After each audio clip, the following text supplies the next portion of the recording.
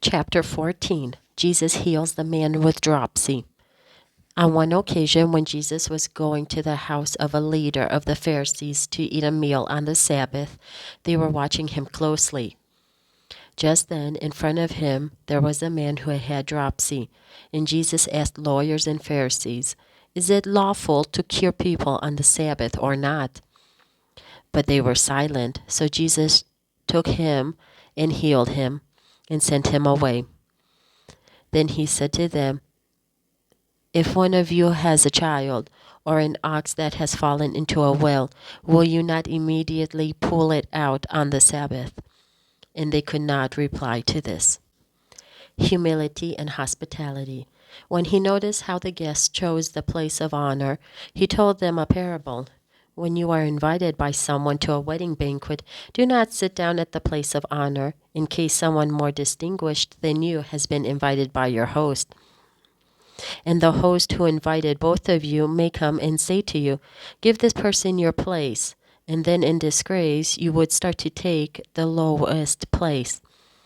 But when you are invited, go and sit down at the lowest place, so that when your friend host comes, he may say to you, "Friend, move up higher." Then you will be honored in the presence of all who sit at the table with you. For all who exalt themselves will be humbled, and those who humbled themselves will be exalted. He also said to one who had invited him, "When you give a luncheon or a dinner, do not invite your friends or your brothers or your relatives or your rich neighbors, in case they may invite you in return, and you would be repaid. But when you give a banquet, invite the poor, the crippled, the lame, and the blind, and you will be blessed, because they cannot repay you, for you will be repaid at the resurrection of the righteous." The parable of the great dinner.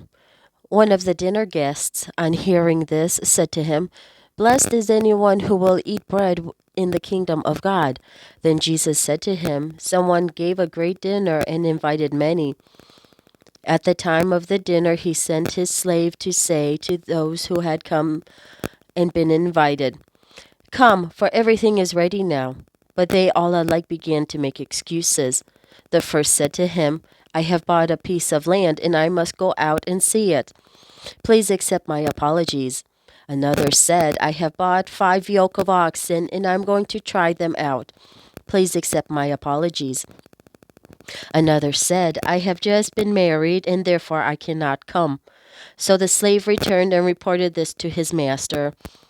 Then the owner of the house became angry and said to his slave, 'Go out at once into the streets and lanes of the town, and bring in the poor, the crippled, the blind, and the lame.' And the slave said, 'Sir, what you ordered has been done, and there is still room.'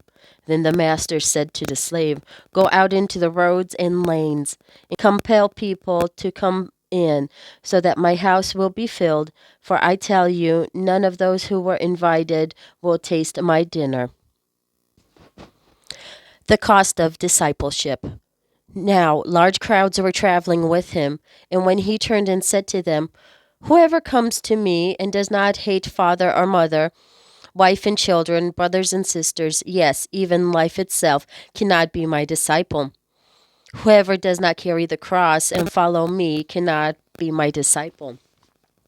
For which of you, intended to build a tower, does not first sit down and estimate the cost to see whether he has enough to complete it? Otherwise, when he has laid a foundation and is not able to finish, all who see it will begin to ridicule him, saying, 'This fellow began to build and was not able to finish.' Or what king, going out to war against another king, will not sit down first and consider whether he is able with 10,000 to oppose the one who comes against him with 20,000?